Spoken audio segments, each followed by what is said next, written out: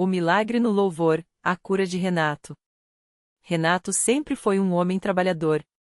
Aos 42 anos, pai de 2 filhos e marido dedicado, ele nunca havia faltado um dia sequer em seu emprego na fábrica de peças automotivas. Mas, há cerca de um ano, algo começou a mudar. Uma tosse seca persistente, como se algo arranhasse por dentro do peito, passou a acompanhá-lo dia e noite. No início, atribuiu ao pó do trabalho ou ao ar-condicionado, mas com o tempo, a sensação piorou. Era como se suas vias aéreas estivessem cheias de pequenas pedrinhas, dificultando até a respiração. Após várias consultas, exames e um longo período de incerteza, veio o diagnóstico: microlitíase alveolar pulmonar, uma doença rara em que minúsculos depósitos de cálcio se formam nos alvéolos, comprometendo a função dos pulmões. O médico foi claro: não havia cura conhecida, apenas tratamentos para aliviar os sintomas. Com o tempo, seu pulmão pode endurecer como pedra, disse o especialista, enquanto Renato seguiu em silêncio, as mãos tremendo sobre o relatório. A notícia abalou não só a ele, mas a toda a família. Sua esposa, Marisa, chorava em silêncio enquanto preparava o jantar. Os filhos, ainda jovens, percebiam o clima pesado, mas não entendiam bem o que acontecia. Renato, que sempre fora o pilar da casa, começou a se isolar. As noites eram as piores. Deitado na cama, ele ouvia o próprio peito chiando, como se seu corpo estivesse se transformando em algo que não era mais seu. Foi então que sua vizinha, Dona Lúcia, uma senhora de cabelos brancos e sorriso tranquilo, aproximou-se dele certo dia enquanto ele varria a calçada. Renato, meu filho, você não está bem. Por que não vem conosco na igreja? Lá a gente ora, e Deus ouve. Renato, que nunca havia sido muito religioso, agradeceu educadamente, mas não deu muita importância. Porém, à medida que os dias passavam e a doença avançava, as palavras de Dona Lúcia voltavam à sua mente. Uma tarde, depois de mais uma crise de falta de ar, ele cedeu.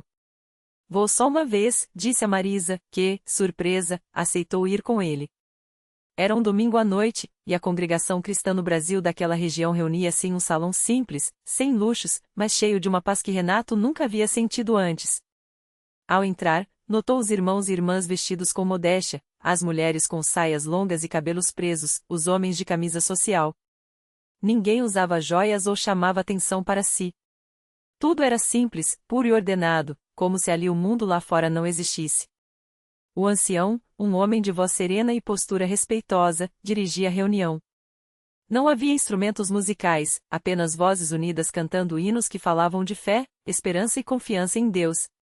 Renato não conhecia as letras, mas as melodias o tocavam de um jeito estranho. Quando chegou a hora das orações, ele viu pessoas se ajoelhando, mãos postas, falando com Deus como se ele estivesse bem ali, ouvindo cada palavra. Algumas choravam, outras agradeciam. Era real, sincero, sem encenação. No final do culto, o ancião anunciou que haveria um testemunho. Uma irmã levantou-se e contou como havia sido curada de uma doença nos rins após meses de oração. Renato sentiu algo mexer dentro dele. Será que Deus também pode me ouvir? Pensou. Quando o culto terminou, Dona Lúcia o apresentou ao ancião, que o recebeu com um aperto de mão firme e um olhar cheio de compaixão.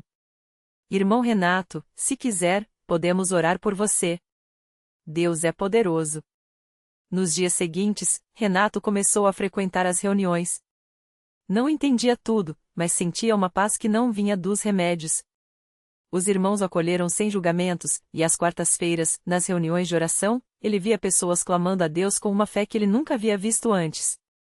Certas noites, depois do trabalho, ele ficava no salão sozinho, ajoelhado, tentando falar com Deus, mesmo sem saber direito as palavras. Um domingo, durante o culto, enquanto cantavam o hino Confia, ó meu irmão, em Jesus, Renato sentiu uma dor aguda no peito, como se as pedrinhas dentro dele estivessem se movendo. Assustado, ele se sentou, mas então uma coisa estranha aconteceu. Em vez de piorar, a sensação foi diminuindo, como se algo estivesse se dissolvendo. Ele respirou fundo e, pela primeira vez em meses, o ar entrou sem dificuldade. Seus olhos se encheram de lágrimas. O ancião, percebendo sua emoção, perguntou se ele queria dar um testemunho. Renato levantou-se, trêmulo, e contou o que havia sentido. Não havia gritos, nem exaltação exagerada, apenas irmãos que ouviam com respeito e, ao final, agradeceram a Deus em oração. Na semana seguinte, Renato voltou ao médico.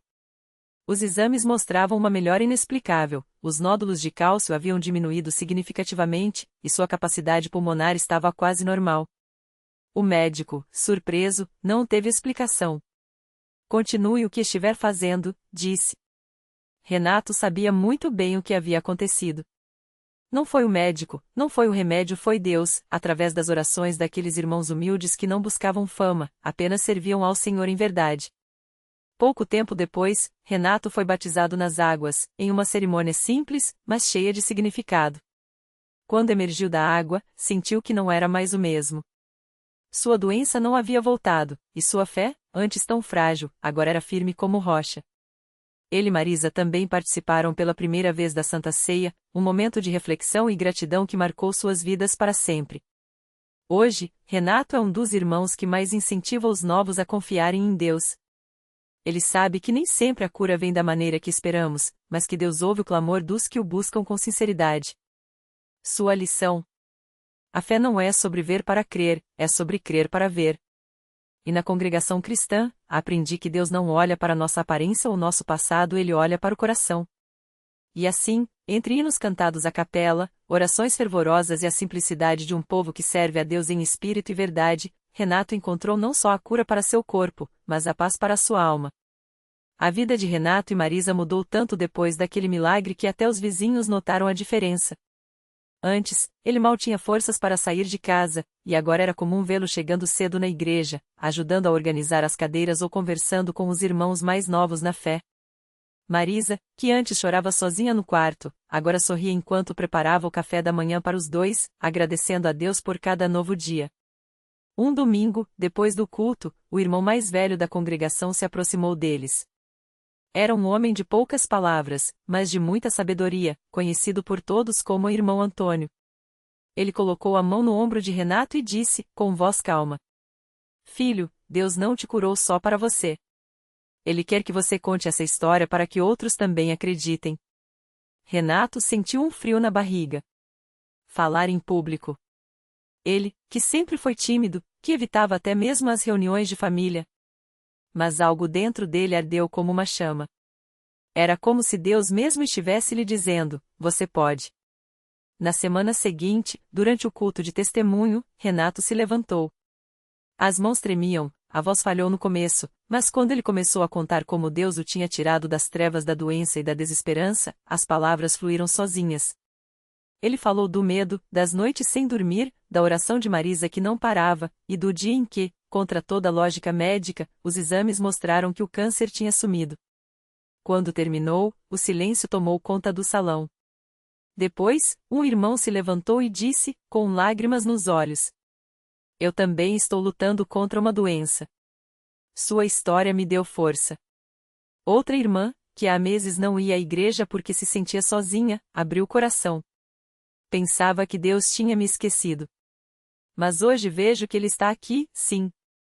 Renato não sabia, mas naquele dia, sua obediência em compartilhar o que Deus havia feito se tornou uma semente.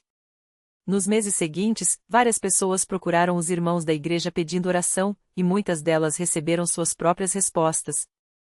Marisa, que sempre foi quietinha, também começou a servir. Ela se juntou ao grupo de senhoras que visitavam os doentes e levavam palavras de ânimo. Juntas, elas oravam, liam a Bíblia e mostravam que, mesmo nos momentos mais difíceis, Deus nunca abandona seus filhos. Um ano depois da cura de Renato, a igreja organizou um culto especial de ações de graças. Naquela noite, o salão estava lotado. Havia pessoas que haviam sido curadas de doenças, outras que haviam superado vícios, famílias que se reconciliaram. Renato foi convidado a dar seu testemunho novamente, e dessa vez, ele falou com uma certeza que só quem viveu um milagre pode ter. Eu já pensei que minha vida tinha acabado, disse ele, olhando para a multidão. Mas Deus mostrou que, para ele, nada é impossível. Se você está aqui hoje com dor, com medo, com dúvida, eu digo, não desista. A mesma mão que me segurou vai te segurar também. Quando o culto terminou, muitos se aproximaram para abraçá-lo. Entre eles, estava um jovem chamado Lucas, que havia chegado à igreja há pouco tempo, arrastado pela mãe. Ele estava com os olhos vermelhos, claramente abalado. Irmão Renato, ele gaguejou. Minha irmã está no hospital. Os médicos disseram que não tem mais jeito. Mas depois de ouvir você, eu preciso acreditar. Renato olhou nos olhos e, sem hesitar, disse: Vamos orar agora mesmo. E ali, no meio do pátio da igreja, sob o céu estrelado, eles se ajoelharam. Renato orou com a mesma fé que havia aprendido no seu momento de desespero, e Lucas chorou como uma criança. Não sabiam o que Deus faria, mas sabiam que ele ouve. Dias depois, Lucas voltou correndo à igreja. Sua irmã havia acordado do coma. Os médicos não tinham explicação. Mas eles sabiam. Porque na congregação cristã, milagres não são apenas histórias do passado. São realidades do presente, provas de que Deus ainda age, ainda cura, ainda transforma vidas. E cada testemunho, como o de Renato, é um convite para que mais pessoas digam: Senhor, eu creio. Ajuda a minha incredulidade. E assim, a fé de um homem que quase desistiu se tornou um farol para muitos. Porque quando Deus opera, ele não muda só uma vida, ele muda gerações. O testemunho de Renato e Lucas se espalhou pela igreja como fogo em palha seca. Quem antes só ouvia falar de milagres nos cultos, agora via com os próprios olhos: a irmã de Lucas, que os médicos haviam desistido, não só acordou, como começou a se recuperar de forma surpreendente. Os exames, que antes mostravam danos irreversíveis no cérebro, agora confundiam os especialistas. Isso não tem explicação científica, disse o neurocirurgião, sem saber que a explicação estava no altar da congregação, onde mãos unidas em oração haviam clamado pelo impossível. Mas Deus não parou por aí. A família de Lucas, que há anos vivia dividida por brigas e ressentimentos, começou a frequentar os cultos juntos. O pai, um homem endurecido pelo trabalho e pelas decepções, entrou pela primeira vez na igreja arrastado pela curiosidade e saiu transformado. Naquela noite, enquanto o coro cantava Louvai ao Senhor, todos os povos, ele sentou no banco dos fundos, encostou a cabeça nas mãos e chorou. Não eram lágrimas de fraqueza, mas de um coração sendo quebrantado. Depois do culto, procurou o pastor e disse apenas: Eu quero isso que eles têm. Renato, que antes evitava até cumprimentar os irmãos, agora era um dos primeiros a chegar para ajudar a preparar a igreja. Arrastava cadeiras, organizava usinários, e quando via alguém novo, se aproximava com um sorriso tímido: Deus fez algo na minha vida. Se o Senhor quiser, eu conto. Muitas vezes, era nesse momento simples, entre um aperto de mão e uma palavra sincera, que mais corações se abriam. Um domingo, durante o culto da manhã, a irmã de Lucas subiu ao púlpito.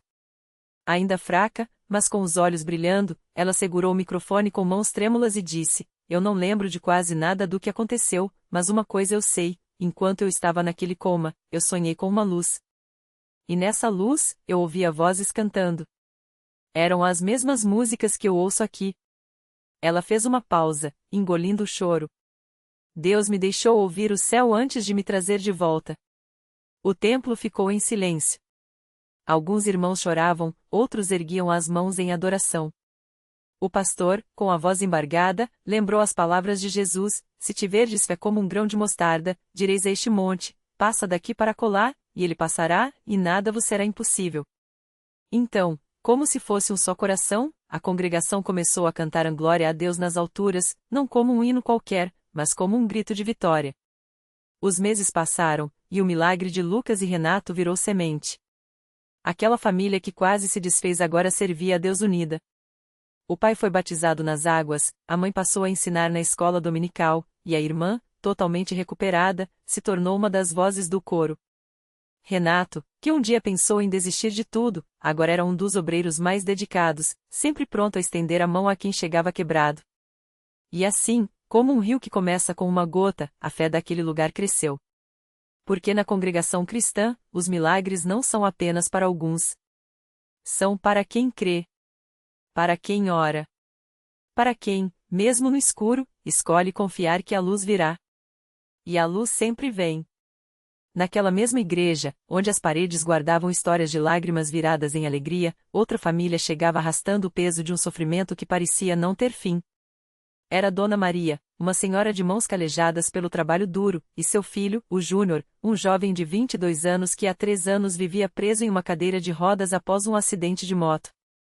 Os médicos tinham sido claros: ele nunca mais andará. Mas Dona Maria, mesmo com o coração partido, não desistiu de buscar um milagre.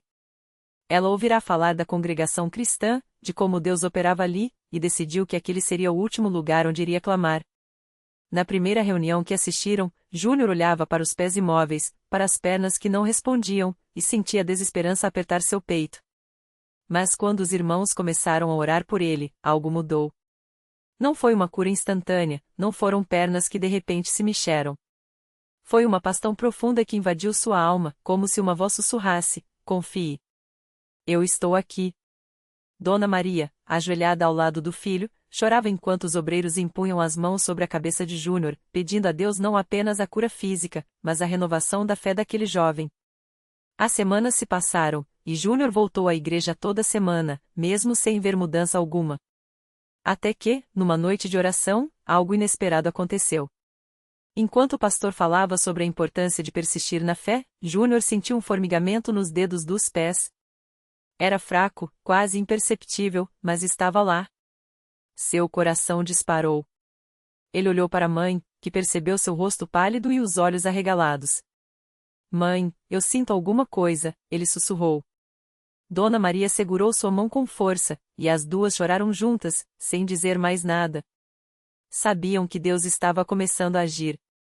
Os dias seguintes foram de uma expectativa dolorosa e doce.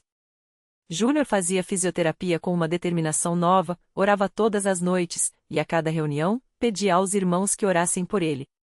Até que, numa tarde de domingo, durante o culto, enquanto a congregação cantava Deus é fiel, Júnior sentiu uma força nas pernas.